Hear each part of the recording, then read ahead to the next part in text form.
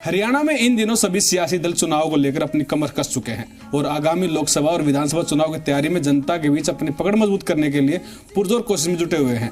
इस कड़ी में बात बीजेपी की करे तो गांव चलो अभियान के जरिए लोगों तक केंद्र सरकार की योजना और उपलब्धियों को हर घर तक पहुंचाने का लक्ष्य साध कर चल रही है। अब चुनावी साल आ लिया ना भाई, अब तो जितने भी नेता है बीजेपी वाले सारे गांव में चक्कर मारेंगे हैं। पर ये जो अपने सांसद हैं, ये सांसद साहब उन गांव में भी एक बार चक्कर मारा ना, जो इन गोद ले रखे थे हैं, और भी एक बार चक्कर मारा और देखें अब भाई कितना विकास होया है, कितने विकास कार्य इनने करवाए हैं, कितने प्रगति के पंख लगे हैं। फिर बेरा पाटा का दूध और पानी का पानी होगा। एकदम 16 सच का। वहीं बीजेपी के प्रदेश अध्यक्ष नायब सिंह सैनी ने 2024 के लोकसभा चुनाव में जीत का दम भरते हुए प्रदेश की 10 सीटों पर जीत दर्ज करने का दावा किया है। 10 की 10 लोकसभा की सीटें हरियाणा से नरेंद्र मोदी जी को भेज करके तीसरी बार प्रधानमंत्री बनाने का काम हरियाणा जिसमें अहम भूमिका अदा करेगा। भाई ये पीएम मोदी के चक्कर में फुल जोश है, दावे पर दावे तक लग रहे हैं। पर भाई मैं तो कहना लग रहा हूँ, एक बार जो गांव गोद ले रखे थे एक बार उनमें भी गेड़ा मार लो हैं और देख लो भाई कितने के विकास कार्य हुए हैं और जनता फिर देखेगी कितने पलक पावड़े बिछा के स्वागत करेगी कि भाई आंख तरे रहेगी, मेरा पड़ जाएगा। बिल्कुल। वहीं कांग्रेस की जन संदेश यात्रा जींद पहुंचने पर रणदीप सुरजेवाला ने यात्रा के बारे में कहा कि ऐलान जंग है। उन्होंने कहा कि सत्ता परिवर्तन और व्यवस्था परिवर्तन के लिए ये जंग है। आज नौजवान पिस रहा है जो बदलाव लेकर आएगा। कांग्रेस संदेश यात्रा एक ऐलान जंग है। कौन है सर के हरियाणा प्रदेश में विपक्ष है ही नहीं। जिस प्रकार से 4 दिशाएं हैं, पूर्व पश्चिम उत्तर दक्षिण, इनकी चारों दिशाओं के अंदर मुख्यमंत्री अलग अलग हैं।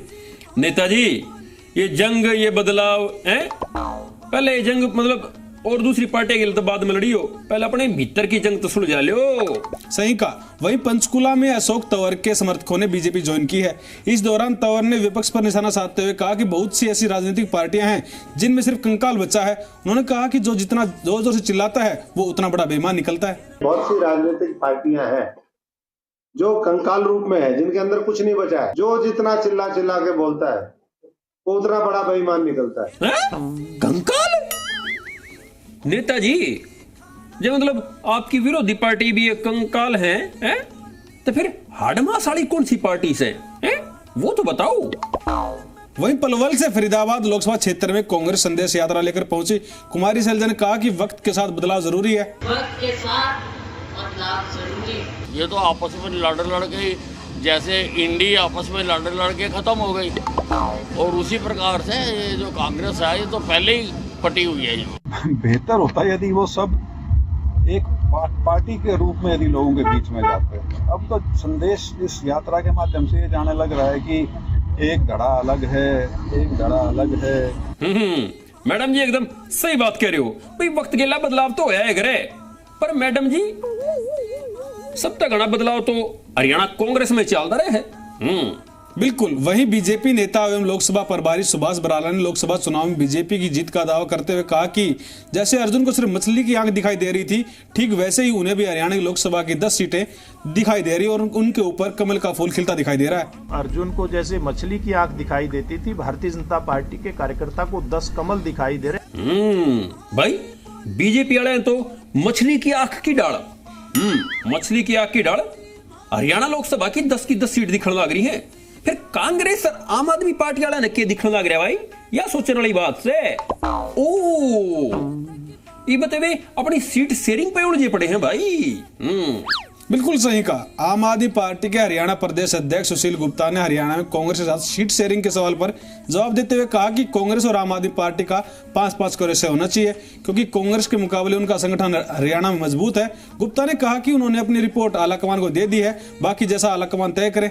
मैंने हरियाणा के लिए अपने नेतृत्व को पहले ही हरियाणा की वास्तुस्थिति से अवगत करा दिया था और ये कहा था कि हमें बराबरी का, हमारा संगठन उनसे कई गुना मजबूत है, तो 5-5 का समझौता होना चाहिए। देखिए नेताजी, कदे थारी लड़ाई में बाजी कोई ओरे मार ले जा। अक्सर ऐसा ही होता है विकास भाई। वहीं बीजेपी सांसद संजय भाटिया ने हरियाणा कांग्रेस में चल रही गुटबाजी पर तंज कसते हुए कहा कि पूर्व सिंह भूपेंद्र सिंह हुड्डा मुंगेरी लाल के सपने देख रहे हैं, तो वहीं एसआर की गुट अपना अस्तित्व बचाने की लड़ाई लड़ रहा है। उनके मुंगेरी लाल के सपने हैं, जिस तरह से हुड्डा साहब ने अपने पुत्र मोह के अंदर पूरी कांग्रेस पार्टी पे कब्जा किया हुआ है, उससे जो SRK का अस्तित्व है वो खतरे में नजर आ रहा है। और मुझे लगता है कि उनको पूरी मेहनत करनी चाहिए ताकि कांग्रेस में अपने अस्तित्व को बचा सके।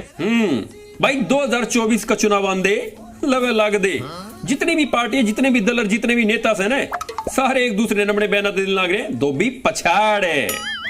वही रोहतक लोकसभा चुनाव बीजेपी प्रभारी राजू जैन ने कहा कि रोहतक लोकसभा सीट उड़ागढ़ है। ये मिथ बीजेपी ने पिछली बार तोड़ दिया था और इस बार बीजेपी रोहतक की सीट पर कमल खिलाने का काम करेगी, फिर चाहे पिता पुत्र कितनी भी तैयारी कर लें। राज्यसभा देनी है तो दीपेंद्र हुड्डा को देनी है, लोकसभा चुनाव लड़ाना है तो दीपेंद्र हुड्डा को लड़ाना है। जनता को ये समझ में आ चुका है कि भूपेंद्र सिंह हुड्डा भी अपने परिवार से बाहर नहीं निकल पा रहे हैं। कहीं ये बात नहीं है कि दोबारा से कांग्रेस की सरकार बन सकती है। हरियाणा प्रदेश में दोबारा से बीजेपी की सरकार बनेगी। भाई रोहतक लोकसभा सीट है तो संघ ललिताओं की नाक का सवाल, और बीजेपी वाले इस किले ने भेदन में कोई घाट कोई कसर नहीं छोड़ा है भाई। बाकी तो भाई पिछली बार इससे सीट पे साका देखा था ने, सही कहा। वहीं कांग्रेस के राज्यसभा सांसद दीपेंद्र सिंह हुड्डा ने हिसार में रैली को आयोजित करते हुए कहा कि हरियाणा में कांग्रेस सरकार आई तो बुढ़ापा पेंशन 6,000 रुपए, 300 रुपए फ्री बिजली यूनिट और 500 रुपए में गैस सिलेंडर दिया जाएगा। जिस दिन सरकार बनेगी हरियाणा में देश में सर्वाधिक 6,000 बुढ़ापा पेंशन करने का काम करेंगे। पहली कलम से 2 लाख पक्की रोजगार पारदर्शिता से 300 यूनिट बिजली फ्री दिलवाने का काम करेंगे। मैं एक बात कहता हूँ, थोड़ा बाहर में यात्राओं की बजाय ना बंद कमरे में बैठ के पहले अपने मन जोड़ लें। इनका इतने ज्यादा डिफरेंसेस हो चुके हैं, एक दूसरे से ही कंपटीशन कर रहे हैं। ले भाई हरियाणा कांग्रेस वाले तो भाई चुनाव जीतने में कोई कसर नहीं छोड़ने लग रहे भाई।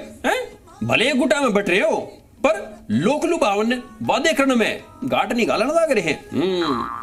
वहीं अजय चौटाला ने हरियाणा कांग्रेस पर निशाना साधते हुए कहा कि 10 साल में कांग्रेस के 3 अध्यक्ष 5 प्रभारी बने लेकिन संगठन नहीं बना पाए।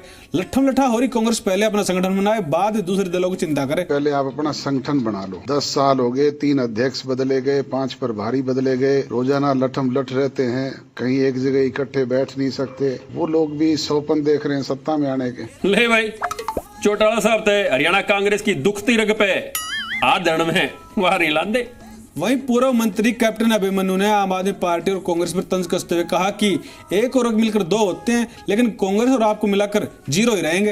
ये तो ऐसा गणित है इनका, तो 1 और 1 मिलकर भी 0 होंगे, तो 1 और 1 मिलकर भी 0 होंगे। कांग्रेस और आम आदमी पार्टी मिला के 0, मतलब यू तो कसूता है पॉइंट हमारे भाई कैप्टन अभिमन्यु साहब ने। पर एक बात तो है नेताजी, 0 जिस भी संख्या के पाछा लग जा उसकी संख्या 10 गुना बढ़ जाया करे।